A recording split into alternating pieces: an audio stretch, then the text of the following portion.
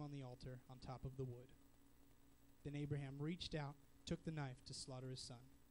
But the angel of the Lord called to him from heaven and said, Abraham, Abraham. He replied, Here I am. Then he said, Do not lay a hand on the boy or do anything to him, for now I know that you fear God, since you have not withheld your only son from me. Abraham looked up and saw a ram caught behind him, caught by its horns in the thicket. So Abraham took the ram and offered it as a burnt offering in the place of his son.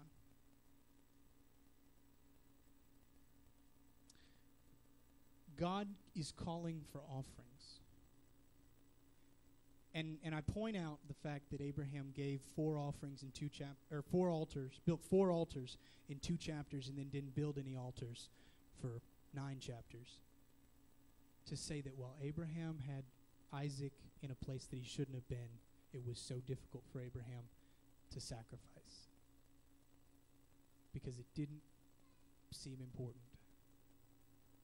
But once you get your heart where you can give up those things that God has given you, you will see again the importance of sacrifice. God needs us to sacrifice. Jesus sacrificed. If you don't believe that, think about being God and then coming down and being a person. Just the initial action of coming to earth was a sacrifice.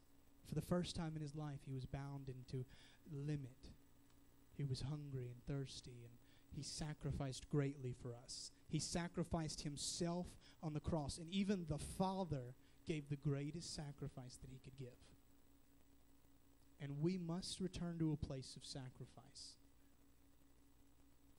Because if we don't keep giving the things that are in our lives to God, that are hindering us, that are holding us back, that are keeping us from pursuing him, we will never receive the promise.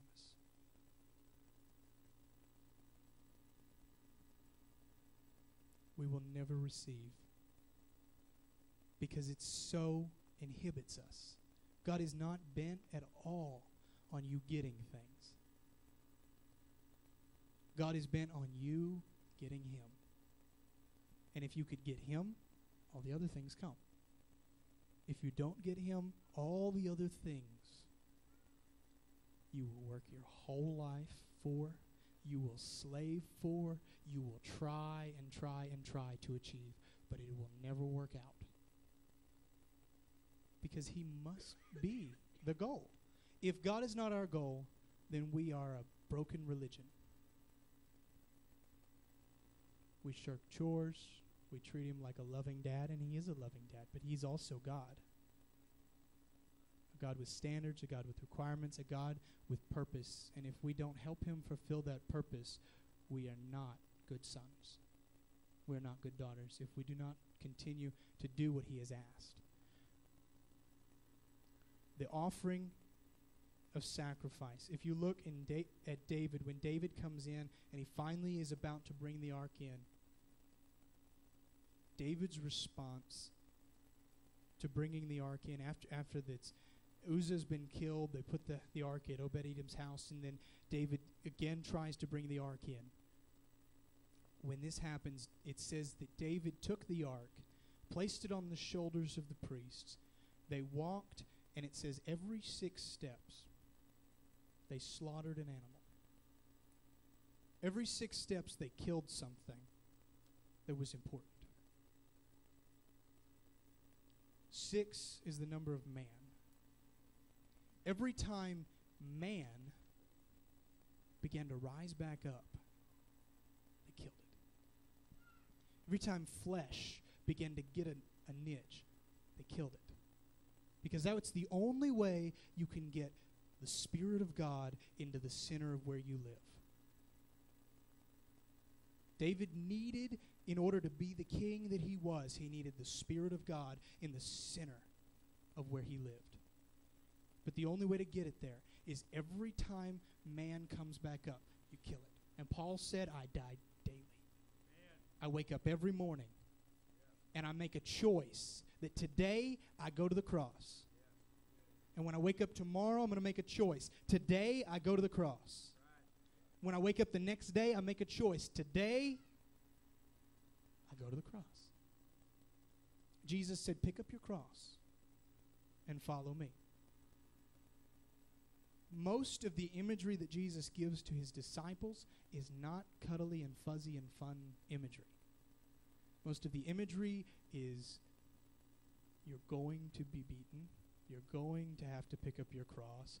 He tells Peter, when he reinstitutes Peter, he says, Peter, here's the deal. I need you to work for me, and when you get old, they will stretch out your hands and take you in a way that you do not want to go.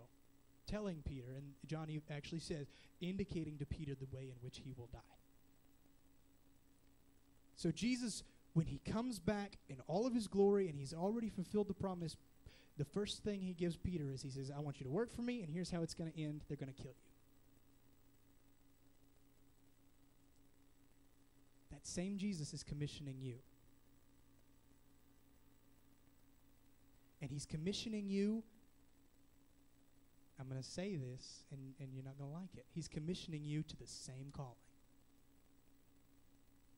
I want you to work for me, and what it means is you're going to die.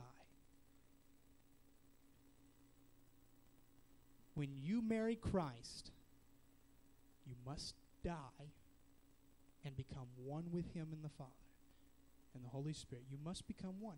And we don't like the dying part. Why? It's uncomfortable. It's not exciting. But in the death comes the opportunity for revival.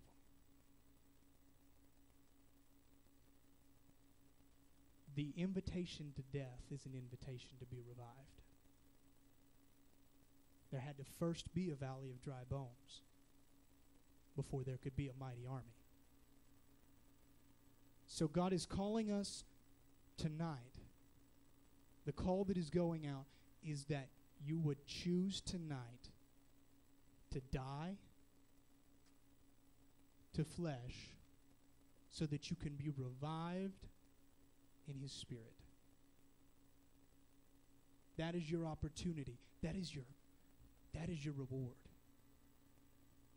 Because anything short of that is simply something that you will have here on earth and that will have no continuance through eternity. And I don't know about you, but I would much rather have nothing here and have everything with him.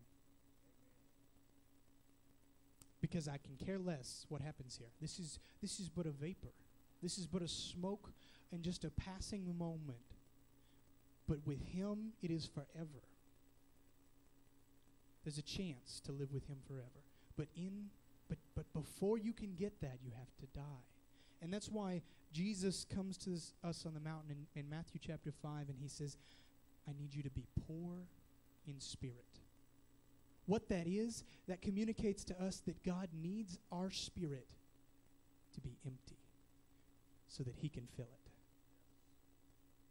And then he goes on in chapter 7, he says, lay not up for yourself treasures on earth, where moth and rust doth corrupt, and thieves break in and steal, but lay up for yourself treasures in heaven, where moth and rust do not corrupt, and thieves do not break in and steal.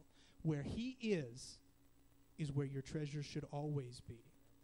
When you have a rich spirit, there are so many things on the inside of you that are more important to him or to you than him. He can do nothing with you.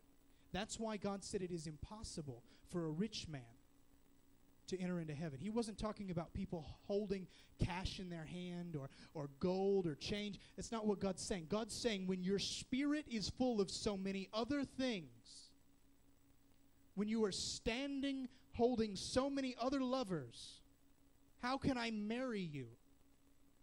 When you are so committed to so many other affections, how can I be intimate with you? It can't happen. But he is desirous to be intimate with you. It is his primary goal. He lives for that. He exists for that. He created you solely because he wanted to fulfill that purpose of himself, that he could live for you and give you all that you need, but first comes death.